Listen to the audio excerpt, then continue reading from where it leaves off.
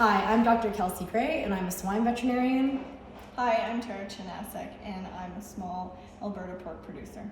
This next video is going to be about food safety. Food safety starts with selecting a healthy animal for slaughter. A healthy animal, in addition to inspecting their overall health, means preventing hazards from becoming contaminants in the pork. Hazards are three major categories: physical, like the end of a needle being broken off into the pork; chemical, like an antibiotic you might have given an animal; and biological, like a bacteria or a parasite.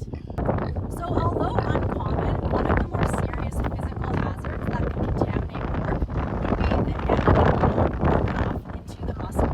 So when you're injecting a pig prior to slaughter for any reason, this could be a vaccine they were given at some stage or a dewormer were given at some stage, you want to make sure you have very good injection technique and that you're using a clean and sterile needle and a needle that is the right gauge, so the right thickness and the right length. So part of preparing your animal for proper health and fitness prior to slaughter is going over withdrawal times for medication. There may be a time during raising your pigs where you have to give your pig a medication or a vaccination. Almost all medications that we give to pigs have something called a withdrawal time.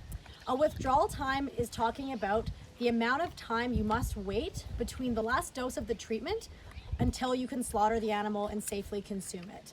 So when you have a medication, inside the instruction manual, there will be somewhere that is talking about the warnings of the drug. Warnings will include the amount of time you must wait prior to slaughter. In this drug, this indicates that treated animals must not be slaughtered for use in food for at least 28 days after the last treatment with this drug. A third hazard that we want to prevent from contaminating pork are biological hazards. This can include things like bacteria, viruses, and parasites. The way that we can prevent some of these hazards from entering the food chain would be thinking about preventative health, vaccine protocols, deworming protocols, and proper sanitation. But additionally, we can look at the condition of the animal prior to slaughter. If an animal has a heavily contaminated coat, so maybe 25% of their coat is soiled, this can increase the risk of having Salmonella and E. coli bacteria from entering the food chain. So you want to make sure your animals are clean prior to going into the slaughter process. So when we think about proper food handling and food preparation, we want to think about decreasing any microbial growth on the meat. So microbials can grow under specific conditions, and there's specific pH, temperature, humidity, and aging that can really contribute to the growth of bacteria.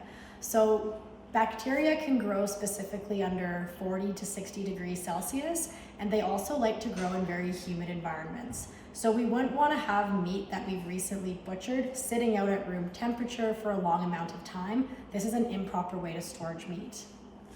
We want to make sure that we're storing meat in a reliable freezer. This one has an alarm if the temperature goes below, and we want to make sure that it's in a nice clean fridge and freezer, and we want to make sure that the packaging is very secure.